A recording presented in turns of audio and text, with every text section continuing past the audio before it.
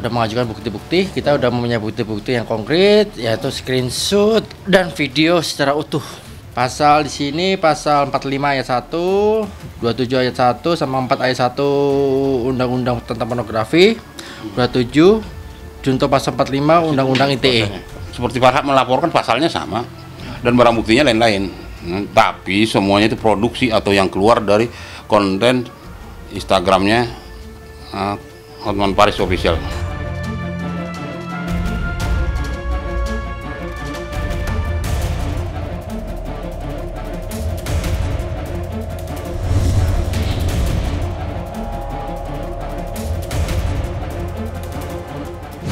Anda Situmorang, ingat, Anda Situmorang saya tidak pernah ketemu tampangnya seumur hidup.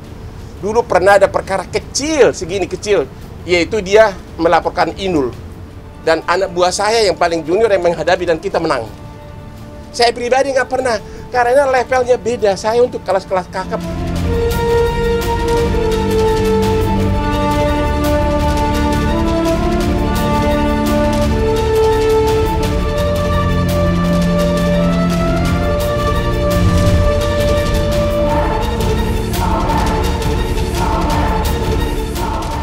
Tahun 98 dia berperkara dengan seseorang, lalu orang tersebut mencari siapa sebenarnya Andar ini, lalu terbongkarlah semua bahwa dia menggunakan ijazah palsu yang diterbitkan dalam tanda kutip Universitas Jayabaya. Setelah dicek ke Kopertis bahwa nama tersebut, ijazah tersebut tidak pernah diterbitkan oleh universitas yang bersangkutan ataupun Kopertis, dengan kata lain bahwa itu palsu.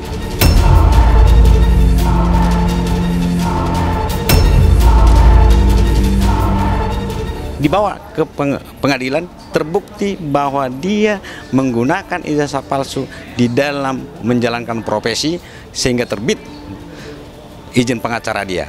Itu tahun 99 di Pengadilan Negeri Jakarta Timur. Saya masih ingat persis perkaranya nomor 59. Jadi hukum 8 bulan. Dan itu naik banding dia, kasasi dia, tetap.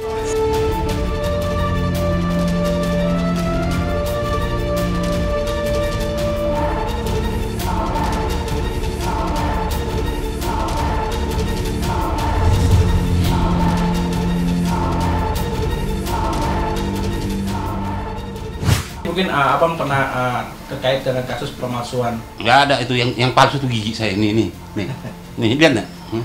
Nih gigi saya palsu nih. Nah udah. Itu Andar Situmorang yang notaris udah mati. Nama saya itu Andar Mangatas Situmorang. Masih aktif ya Bang? Masih aktif. Masih aktif ya? Masih aktif ini. Udah. Itu nggak usah saya jelasin lah. Saya pengacara dari tahun berapa sih? Saya lupa. Udah 94 sampai sekarang. Saya juara 1, pengacara juara 1 saya 94 udah.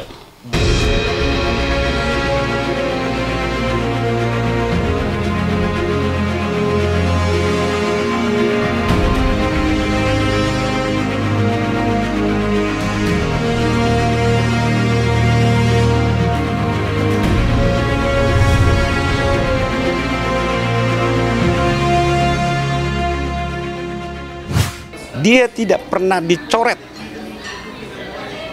dari daftar anggota Pradi. Dan ini pernah saya sampaikan sama Pradi secara resmi agar ini disidangkan kode etik. Kita lihat nomor anggota dia.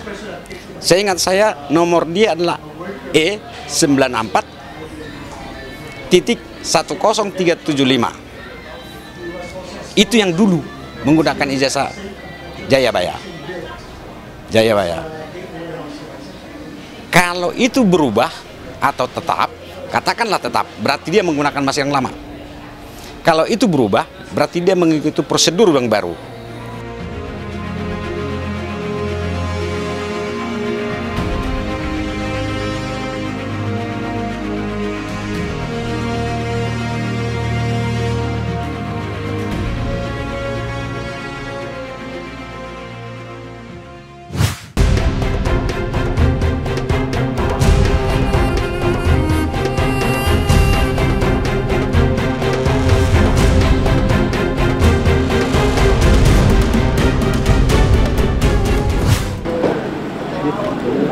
Bolong satu.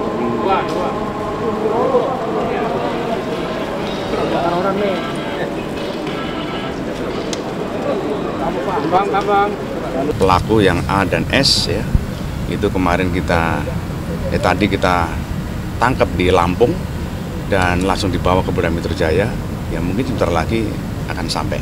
Setelah 2 korban meninggal, meninggal ya, jadi sama tersangka ini bahwa dinyatakan meninggal menurut pengakuan dia, terus dibawa ke mobil. Mobil ini ada 2 mobil ya, dan mobil itu dibawa ke arah Bogor, seorangnya ke arah Sukabumi di sana. Jadi setelah sampai ke daerah Gunung Cidahu ya, itu di Sukabumi, kemudian mayat 2 orang itu yang ada di mobil dibakar. Mengerikan, maksudnya ya kan bagaimana mungkin sih kita bisa mencurigai orang yang dekat sama kita, orang yang kita percaya, ya, istri gitu kan, istri orang yang kita percaya ternyata malah seperti itu. Kalau saya nggak akan pernah bisa berpikir bahwa akan ada seorang istri yang akan melakukan hal itu terhadap suaminya gitu.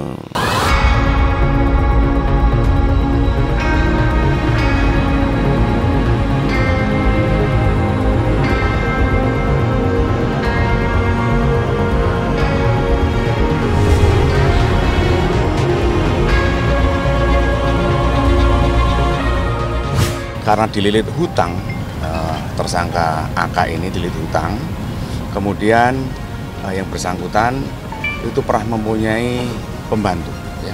Pernah mempunyai pembantu ini seorang perempuan, kemudian suaminya pembantu ini, inisial A, ini disuruh menghubungi 2 orang yang ada di Lampung, ya, di Lampung.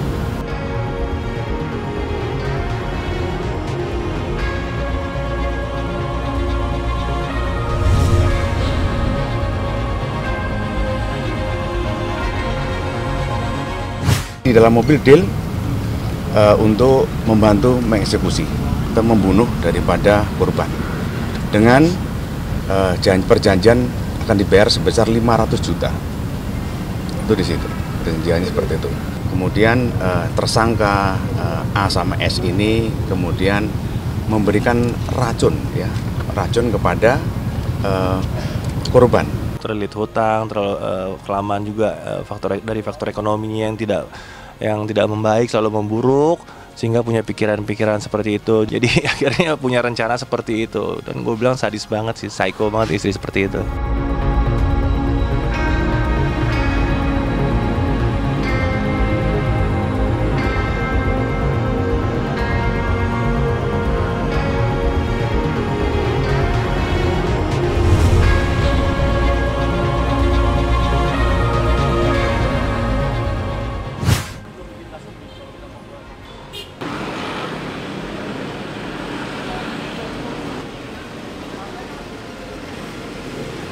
Ya keluar paling cuman hanya untuk sholat aja.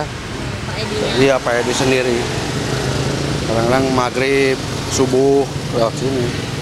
Ya dia diam sih orangnya, kalem. Banyak sih kolektor yang datang.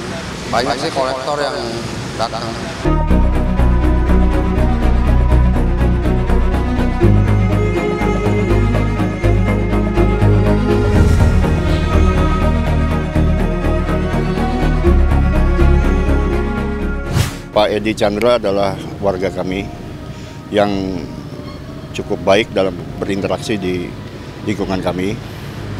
Hanya kami tidak tahu persis apa sebenarnya motif dari penyebab dari terjadi kejadian ini. Saya tidak tahu itu istri kedua atau bagaimana, tapi yang pasti saya kurang mengenal kalau istri. Bagi saya tuh orangnya enak ya.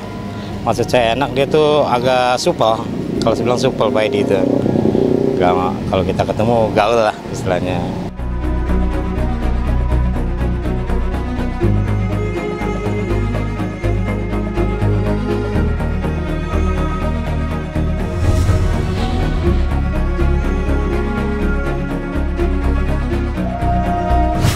Nah kalau kembali pada ini kan dia orang yang sebetulnya punya profesi, punya peran sebagai istri, punya peran sebagai ibu, maka rasanya dia bukan psikopat gitu ya.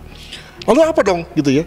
Nah Apakah dia adalah orang yang bisa dikategorikan sebagai memiliki motif marah luar biasa? Ya, suatu kemarahan yang luar biasa. Jadi dalam berbagai kasus-kasus kriminologi, maka memang orang-orang yang marah ini ya, marah, anger ya, dendam gitu, itu memang kadang-kadang meledak. Karena dia sudah tidak lagi dekat dengan sang istri, sang istri juga tidak lagi dekat dengan suami, maka begitu dia rasa marah beneran gitu ya. Itu yang pertama. Yang kedua, hampir sama dengan yang pertama adalah bahwa dia memang sudah punya referensi lain.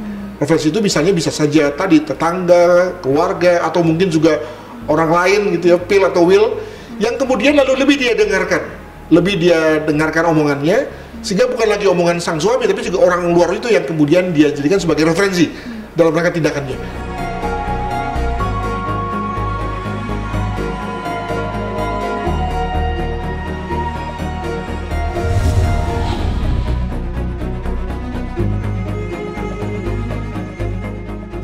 Seorang istri membunuh seorang suami dan satu orang anak. Subhanallah. Ini sangat dosa besar, diharamkan oleh agama. Apa kata Allah? Man qatala nafsan bighairi nafsin.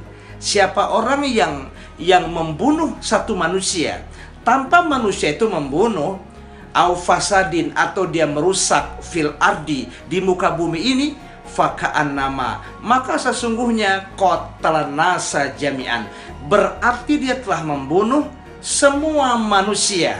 Hukuman akhirat tidak boleh lari. Manusia tersebut pasti akan masuk ke alam nerakanya Allah.